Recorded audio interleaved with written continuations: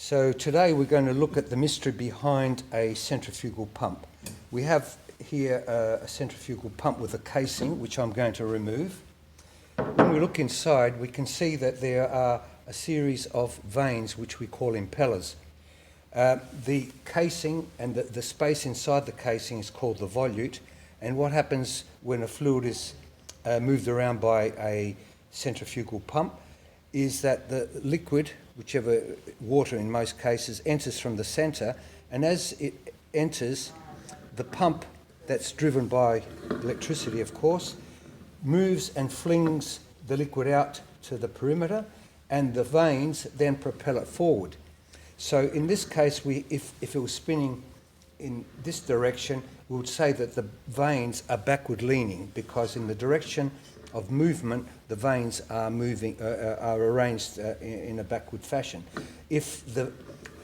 vanes or the impellers were moving as such, they would call these forward-leaning impellers or forward-leaning vanes, because they are pointing in the direction of rotation of the pump. But an interesting thing happens, because as it's flung forward, it increases its velocity head because the liquid is now flowing faster, and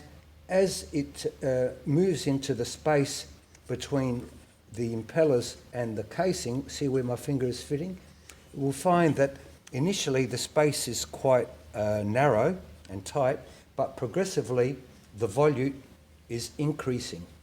Now what this means is that here in a tight space, the liquid is having to travel quite fast, but as we know, as the diameter or area of flow increases, and we still have the same flow rate, we have to make up for the fact that we've got a bigger area by a lower velocity, because the total litres per second is no different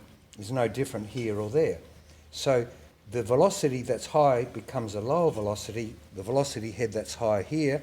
becomes a lower velocity head, and based on Bernoulli, the